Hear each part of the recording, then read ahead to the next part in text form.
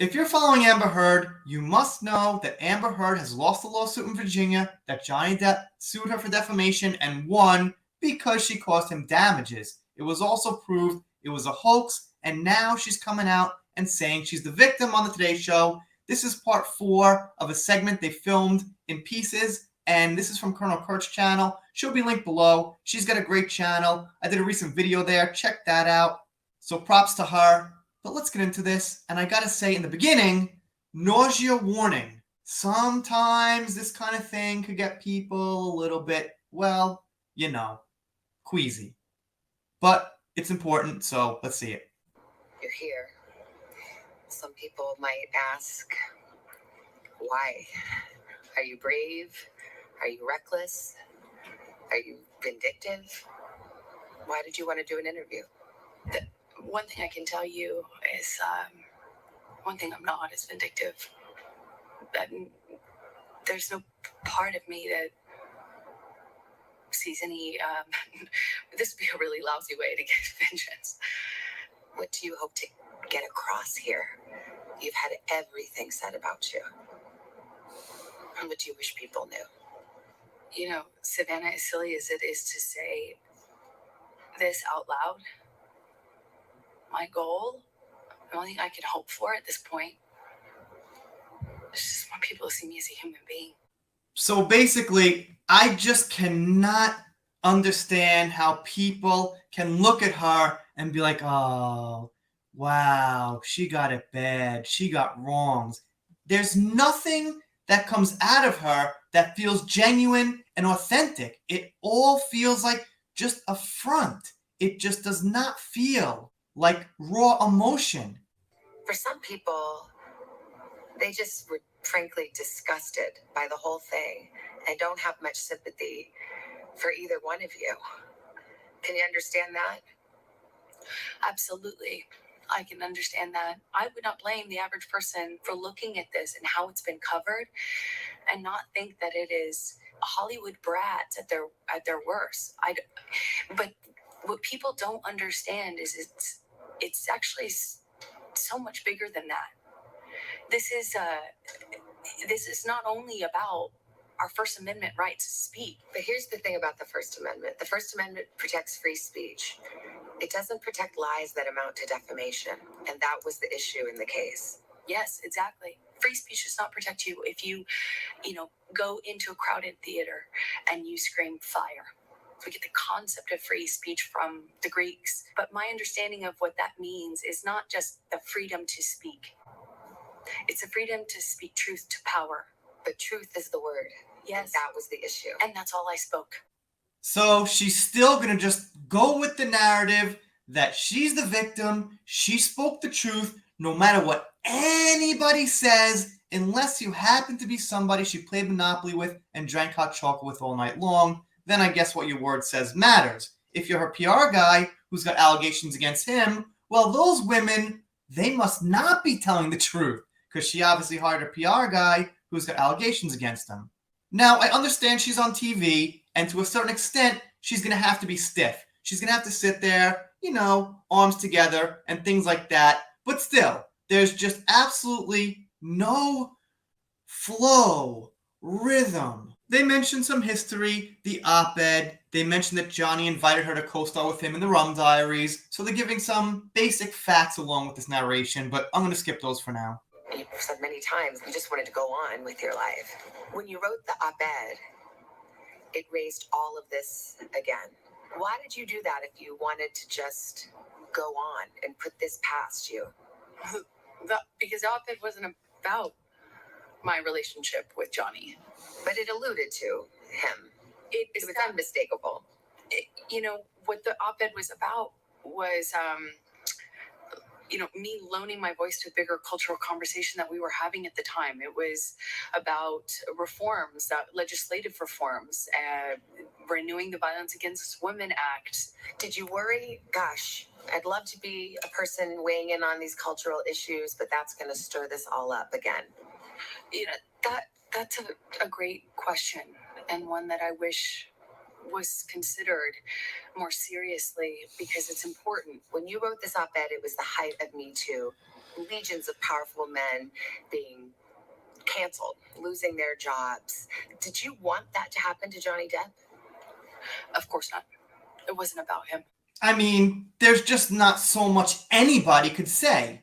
Whether you're a lawyer, a YouTuber who does their research, a Johnny fan of 40 years, there's nothing more to say except look at what she's saying, how she's acting, her body language, her voice. It's completely insincere.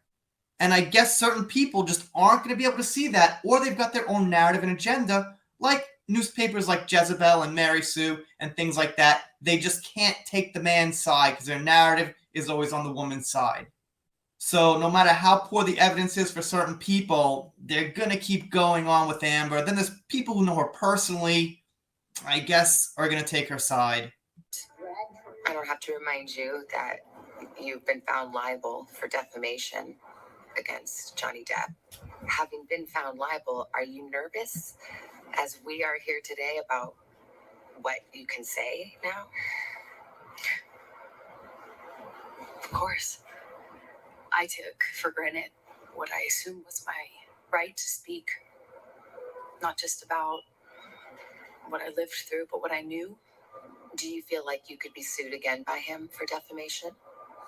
I'm terrified, which is what I guess a defamation lawsuit is meant to do. It's meant to take your voice. No, a defamation lawsuit is to prove your innocence and retrieve damages. Nobody wants to take your voice if you're telling the truth. Amber Heard's fist. The Depp team argued that you were the abuser, that you instigated physical violence. Did you? I never had to instigate it. I responded to it. When you're living in violence and it becomes normal, as I testified to, you have to adapt. You adopt strategies to cope with it. If it meant, as I testified to, if it meant the difference between a broken nose or a sore cheek, I would do it. What about the witnesses who said they have seen you instigate physical violence? Did they all come in and lie in court? I'm, less interested in sitting here, relitigating it with you. I am not here to call any of his witnesses any names. I'm not here to do that. I'm here to just kind of talk about it from what it felt like for me as a person who sat there. So in other words, she doesn't want to talk about the facts of the case and what other people said was their truth and their freedom to speak. And by the way, she thinks before she talks really hard not to say the wrong thing. It's very obvious. After 3.5 weeks, I took the stand and saw the courtroom packed full of Captain Jack Sparrow fans who were vocal, energized, who'd come from all ends of the world. We've been here all night long. I took 2 buses, 2 trains, and I had to walk a half an hour. And the jury saw all of that. During 5 days on the stand, Amber told her version of the toxic relationship. She said the physical abuse began when they were first dating and continued throughout their marriage. When I was walking out of the bedroom, slapped me across the face, I turned to look at him. And I said, "Johnny, you hit me." Right now, as you sit here today, do you stand by your testimony and your accusations against Johnny Depp about abuse? Of course, and I will to my dying day. I know what happened to me. I'm here as a survivor. To my dying day, will stand by every word of my testimony. To support her allegations, her attorney showed photos of injuries they said were caused by Depp. If I witnessed, A nurse testified she saw Amber's bloody lip. But of course, we've got to mention every time, and they won't mention, that those bruises are made by a bruise kit, and furthermore, they're not what she was claiming happened. She just said in that interview a broken nose. If you got your nose broken by somebody, wouldn't you take pictures of that? The broken nose, not a little bruise right here? Common sense, Amber fans. She took a lot of pictures. If she had no pictures at all, that might even be better. Because she was like, I didn't take pictures of anything, but all this happened.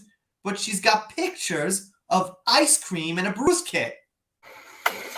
And they show this video, but they never show the end where she's smirking into the camera. Why? This should always be played in entirety till the very end. That you were violent See? in that clip. They cut it off. Correct. Anyway, let me know what you think down below. If you want to check out this full interview, or this full segment rather, check out Colonel Kurtz. She's got a great channel with thoughts on Manson, Death First Heard, stuff like that. Again, what more can you say except look at Amber's face, her body language and expressions, and then go try to find somebody else as insincere and as plastic-like as she is, and it's very hard. I'm sure they're out there. She's not a unique human being, but it's tough. If you're not subscribed here, consider it. If you don't consider it and don't subscribe, I'll be pretty sad about it, but I'll move on, make a new video, something like that. This year's American Eagle. I can't quite sit with a whole full Eagles in the shirt, and it's kind of annoying, but once in a while I dress decent. See you next time.